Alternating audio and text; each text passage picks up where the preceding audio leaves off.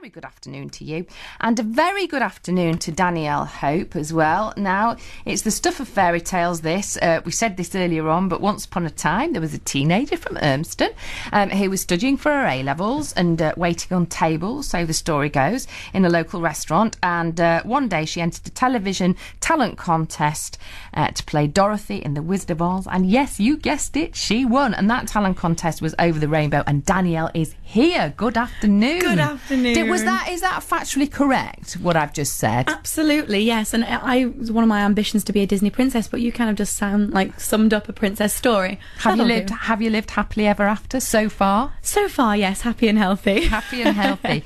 And you were just saying to me, and so of course you went on, of course, to play Dorothy in The Wizard of Oz. Yes. In the West End, and you've done lots of things in between as well, because that was unbelievably 4 years ago. But you're just saying to me that today is a massive, massive day for you, isn't it? It's huge. Tonight we open with Joseph and the Amazing Technicolor Dreamcoat at the Manchester Palace Theatre, and I am just so excited. Slightly terrified, I'm not going to lie. Why does this mean so much to you?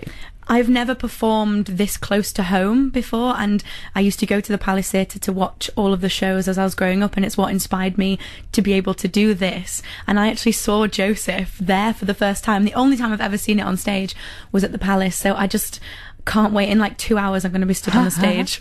How old were you when you saw it, do you think? Probably about 14. So you were 14 when you saw it, and who was in it? Keith Jack, who did the Joseph programme, he was playing the narrator. That's who I remember most. And yes, that's so. As you were growing up, you obviously from Urmston, and you went to Knutsford High School. I did, yeah. Didn't you? Was this the dream? Were you taking acting and singing lessons? I mean, I did like my GCSEs and my A-levels in performing. It wasn't till I was about age 15, though, really, that I thought, oh, this is something that you can actually do, because I wasn't really aware that you could go to drama schools or that there were courses beyond A-levels that could further you in this sort of field. I kind of just thought, well, I enjoy doing it now and I'll see what else I can do. And then, you know, my drama teacher and the head of performance at Knutsford, you know, kind of sat me down and said, well, there's all these options. So we were looking at drama schools and auditioning for all of that. And then Over the Rainbow kind of popped up, you know, in the midst. And I thought, well, I'll give that a go.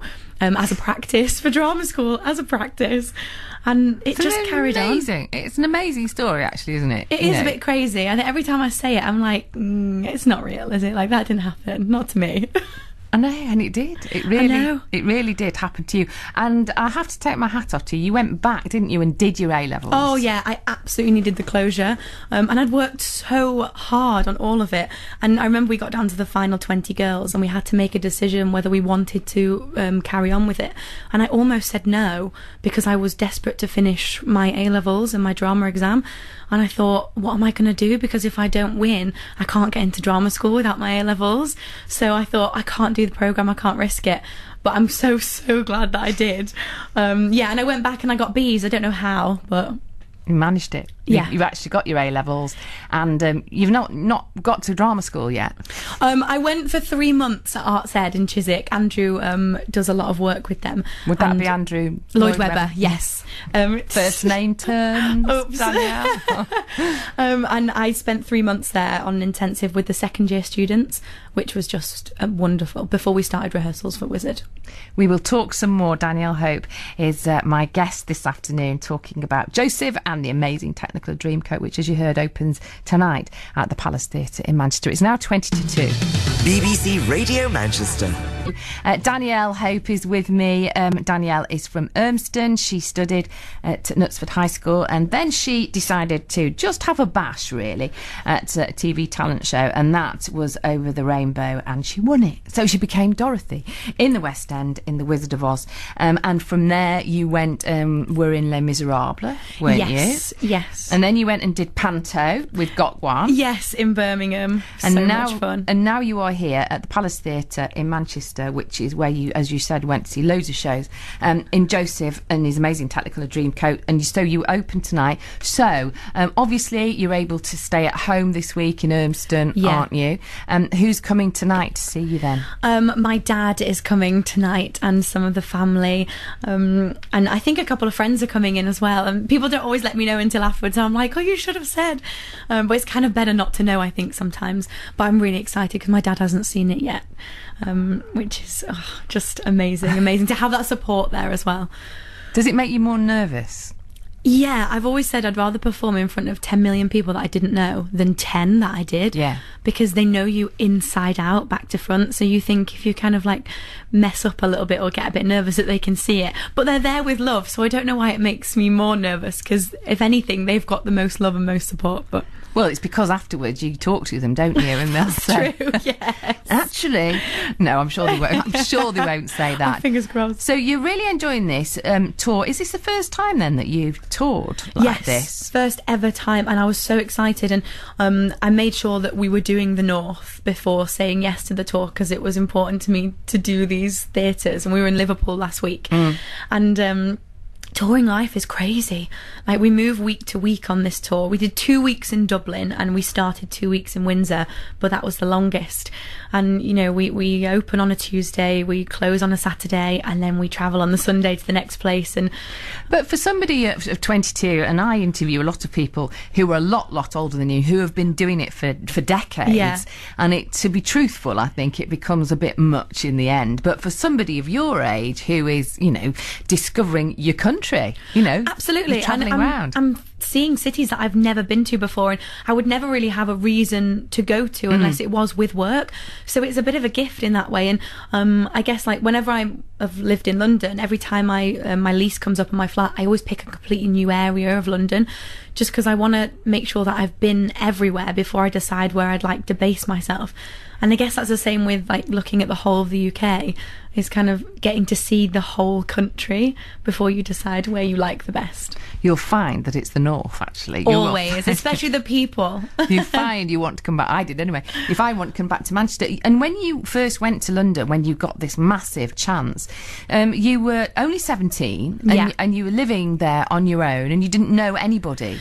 No, I think when you move to a new place, it's usually for a job or university, and you meet people on your first day. But because I'd got the job and then was waiting to start rehearsals, and there was about 6 or 7 months between me winning the show and actually starting rehearsals, so I had all of this time just on my own in the largest city, which was amazing because I got to discover and explore. But also, like, when you find you don't really have people to share it with, because all my friends had just gone off to university, because that's what I should have been doing.